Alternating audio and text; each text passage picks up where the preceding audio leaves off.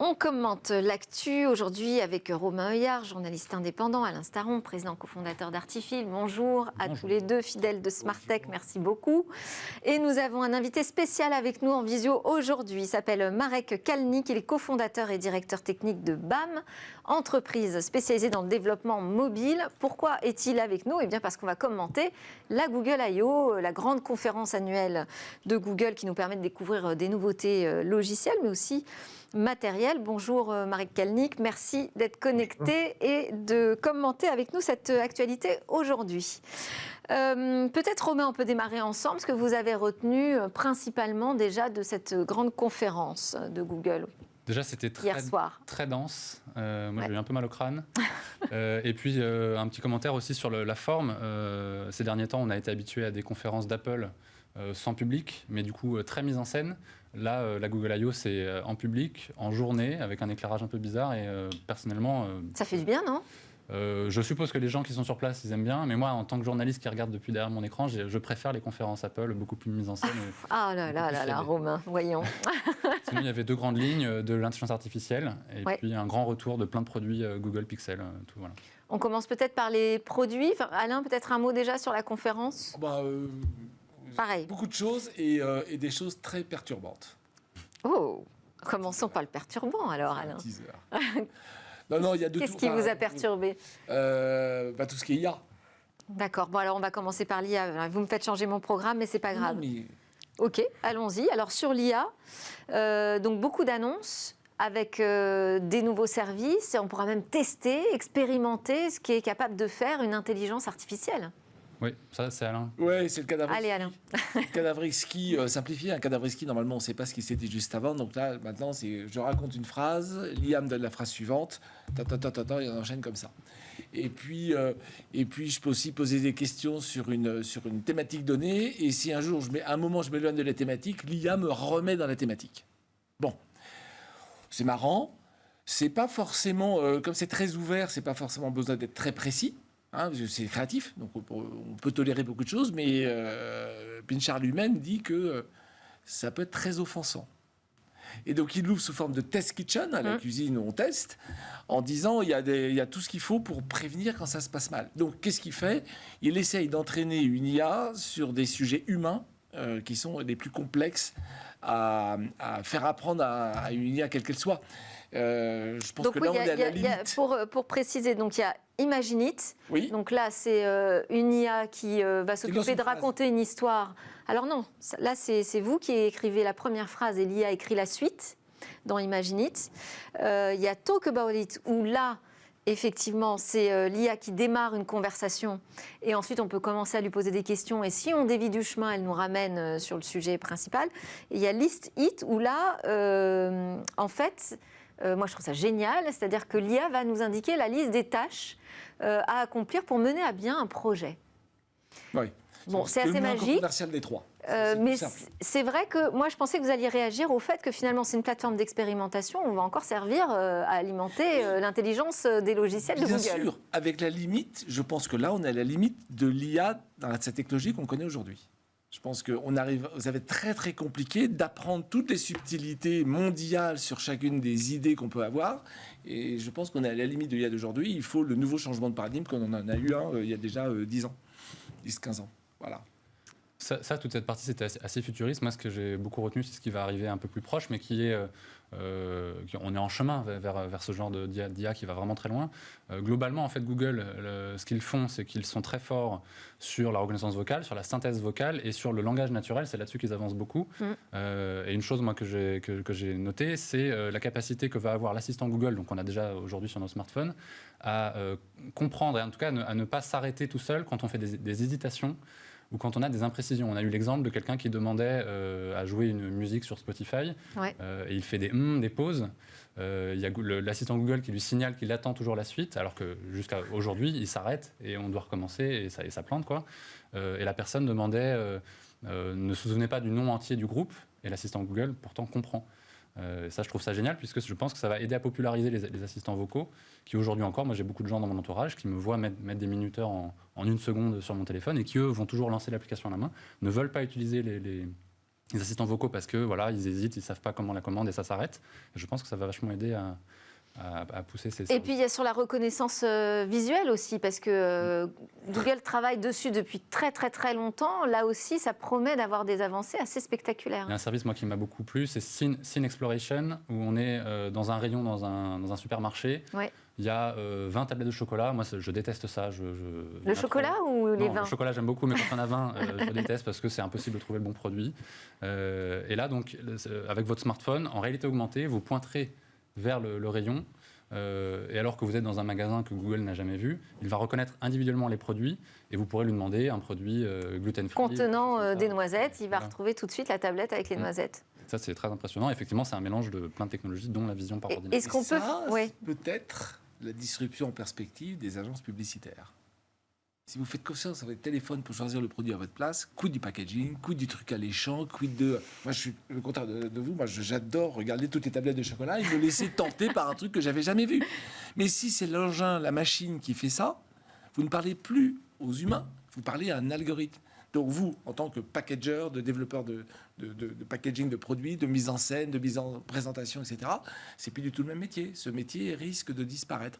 On a parlé pour plein d'autres raisons. C'est un premier filtre. Après, je peux choisir le packaging plus joli que l'autre sur la noisette. Mais on en est aux prémices. c'est vrai que c'est quelque chose à prendre en compte. On en est aux prémices. Ça prendra 10 ans, 20 ans. Ouais. Mais si vous êtes à la tête d'une agence de pub que vous voulez pérenne, c'est-à-dire que vous voulez être encore là dans 50 ans, voilà. Si vous raisonnez à l'échelle d'un mandat de 5 ans, pour l'instant, il n'y a rien à faire. Mais si vous êtes propriétaire de votre agence et que vous dites comment je fais pour être là dans 50 ans, pour mes enfants, mes petits-enfants, il faut commencer à réfléchir à ne plus parler à des humains, mais à parler à des algorithmes. Ouais. Et c'est la droite ligne du machine to machine, des transactions machine to machine. C'est votre lave-linge qui commande la lessive. Vous n'êtes plus dans la boucle. Alors, je vais quand même donner la parole à encore un être humain, à Marek, parce qu'on ne l'a pas encore entendu. Merci d'avoir patienté. Marek, votre réaction sur toute cette actualité autour de l'intelligence logicielle? Ce que je trouvais passionnant, c'est la manière dont Google essaye de nous amener la tech à la maison et la rendre plus accessible. L'IA, en fait, toute la première partie, elle servait à valoriser pourquoi l'IA c'est bien. Et on avait des informations sur le nombre de langues traduites, le mapping de maisons en Afrique, l'effet comment l'IA nous aide à éviter les biais par rapport à la couleur de la peau.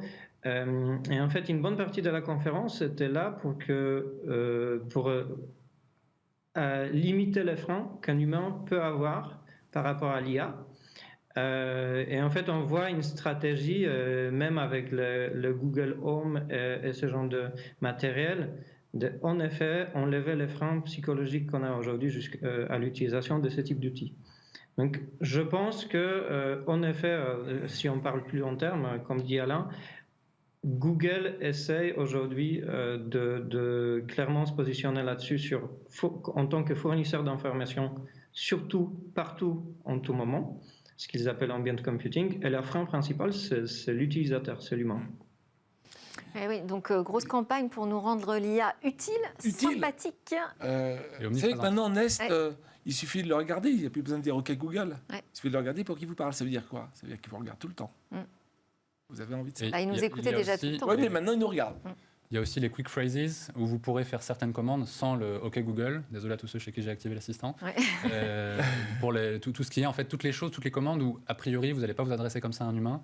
Donc tout ce qui est maison connectée, minuteur par exemple, toutes ces choses-là. Donc c'est vrai que voilà, il devient omniprésent. Enfin. Alors, parce que le temps file, on va quand même s'intéresser à la partie matérielle. Il y a eu aussi beaucoup d'annonces. Est-ce qu'on peut commencer peut-être par la montre Pixel Watch? La Pixel Watch. Ouais. Plutôt sur un design très classique finalement. À contre-pied d'Apple, ils l'ont fait ronde et en acier, alors que chez Apple, la base, on est en aluminium et carré. Ouais. On retrouve quand même du Fitbit derrière, Fitbit qu'ils ont racheté. Donc visiblement, pour l'instant, la symbiose a l'air de fonctionner. Les montres sont beaucoup utilisées, il me semble, en tant que capteur d'activité. Et là, vraiment, oui, ça a été une grosse partie de l'annonce, sachant que ce n'est qu'un aperçu, on ne sait pas encore grand-chose de cette montre. Et c'est visiblement un vrai focus, effectivement, sur la partie sport avec Fitbit. Plusieurs choses sur la Pixel Watch. Déjà, les montres Apple à lui tout seul faisait en 2019 en volume 2 fois le total des montres suisses. Bon. Il faut aujourd'hui 30% de part de marché, donc il y a probablement plus de 100 millions de ventes de montres qui sont vendues chaque année. C'est encore petit par rapport au smartphone, mais ça grimpe très vite, on est à 1/10. Donc c'est un marché sur lequel il faut l'aller. Très bien. Donc la Pixel Watch y va, sauf qu'elle est exclusive verticale dans le système Google, quand Apple est exclusive verticale dans le système Apple. Donc là, on a vraiment une vraie séparation des choses. Donc vous choisissez votre camp, quoi. Vous n'avez pas le choix. Et alors, qu'est-ce qui va se passer ? Comme dans les smartphones, hein, c'est iOS ou Android. Et Android étant quand même un domaine un petit peu plus large, oui, puisqu'il y a beaucoup de fabricants. Alors, qu'est-ce qui va se passer quand on va parler des applications ? Moi, j'aimerais bien que nos amis du DMA et du DSA se réveillent, parce que sur Google Maps, la régulation européenne, vous voulez dire ? Oui. Ouais. Quand vous faites votre itinéraire sur Google Maps, vous pouvez acheter votre billet que vous trouvez dans votre montre. Voilà. Et donc là, vous avez verticalisé un super service. Hein. Si vous ne l'avez pas, vous êtes dans un désert, vous êtes de 4e zone, comme le disait Google. Mais enfin, ça veut dire que c'est Google qui maîtrise tout de bout en bout. Et donc, à un moment, il faut se poser la question d'à quel moment ils ouvrent les portes pour que... Ça dit Maps, on peut le retrouver sur son iPhone aussi. Oui, mais après, Google Wallet, etc. Donc, il va falloir qu'on s'assure bien que toutes les briques soient ouvertes à chaque moment. Hein. Google pousse toujours l'expérience ultime. J'ai pas rien à faire, tout est automatique. Mais c'est une expérience fermée. Alors là aussi, je voulais donner la parole à Marek sur cette question, parce que là, c'est du logiciel, c'est vraiment votre registre chez BAM. Vous attendiez plus de précision sur la partie kit de développement, j'allais dire, pour la montre, par exemple ? Pour la montre, pas vraiment, parce que en fait, il y avait déjà pas mal de feeds, mais on ne s'attendait pas à une grande innovation sur la montre. Ce qu'on attendait... Non, parce qu'il y a quand même un OS qu'on attend, un nouvel OS qu'on attend depuis longtemps, qu'on appelle Fuchsia, qui est censé devenir beaucoup plus universel que Android, justement. Et ça, pour l'instant, il s'est rien dit à ce sujet. Oui, ça, pour le moment, on n'a eu aucune nouvelle. Et en fait, j'essaye de lire entre les lignes dans les messages. Est-ce qu'il y a quelque chose qui ressort ? Toujours, Google est assez succinct sur le sujet depuis que l'OS a vu le développement. Ce qui est, je pense, assez rassurant par rapport à cette vision-là, et qui est importante pour nous, pour le développeur, une vision trans-device, transverse, qui permet, avec un minimum du code, de déployer sur un maximum de devices.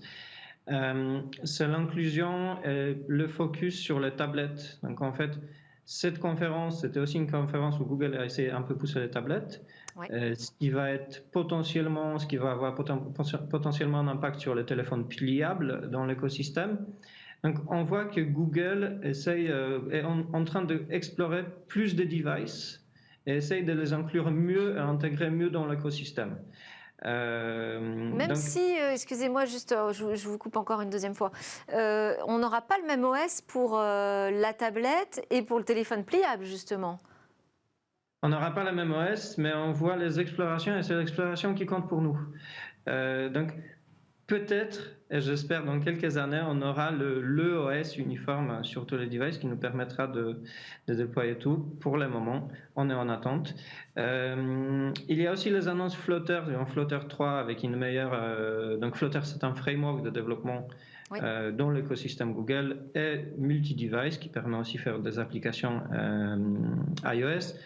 Et les annonces par rapport au desktop, Windows, macOS, etc., elles sont importantes pour nous dans cette vision d'un outil pour toutes les plateformes.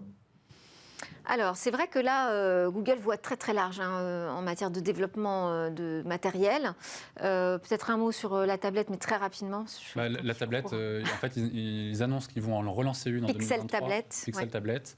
Et clairement, on ne sait rien pour le moment à ce sujet, on l'a juste aperçu. Et on nous dit juste, n'achetez pas d'iPad, on revient avec une tablette Android. Ouais, bon, voilà, on verra si on a envie d'attendre. Moi, je ne suis pas sûre. Côté smartphone, on y va, c'est quand même l'annonce principale. Alors, il y a eu une vraie annonce, le Pixel 6a, qui est donc une version un peu plus économique du Pixel 6 qui est sorti il y a quelques temps, qui est donc un smartphone à $450. Je ne crois pas qu'on ait encore les tarifs en euros. Moi, j'avais 459 €. Ah, voilà. Donc plutôt milieu de gamme, avec la même puce Google Tensor que dans les Pixel 6 tout court. Donc de l'IA, de la 5G, donc assez performant.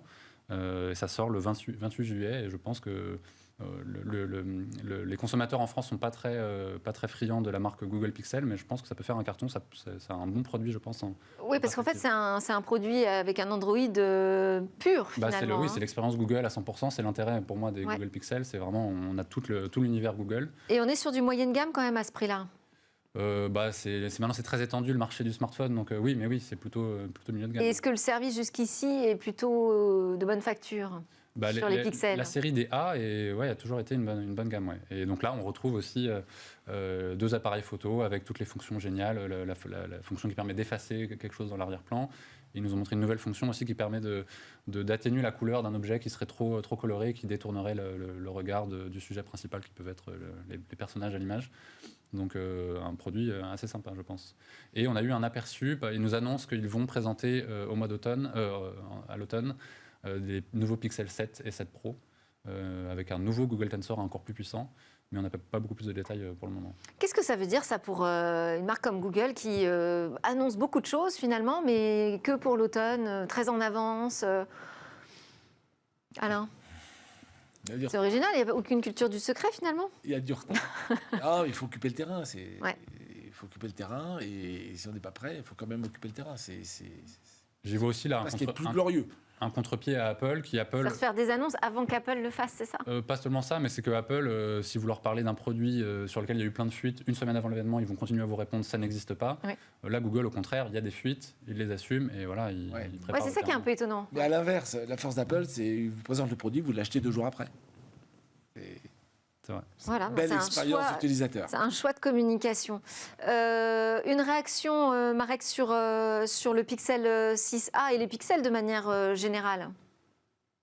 Le Pixel 6a, on a posé la question tout à l'heure, est-ce que c'est un téléphone moyenne gamme? Le Pixel, c'est en général une marque de téléphone qui offre un très bon rapport qualité-prix. Donc c'est toujours quelque chose d'intéressant. Et pour nous, les développeurs, je pense que ce qui est plus intéressant, c'est toutes les annonces Android qui viennent avec, et toutes les options de sécurité, toutes les options de ce qui se passe à l'intérieur, plus que le téléphone en soi, même si moi, personnellement, je suis utilisateur de Pixel depuis longtemps et je l'apprécie. Alors, c'est vrai que sur la partie sécurité, on va peut-être se le garder pour après vous, puisque on a une chronique qui sera dédiée à la sécurisation d'Android. Mais c'est vrai qu'il y a plein de petites fonctionnalités aussi qui étaient très sympas.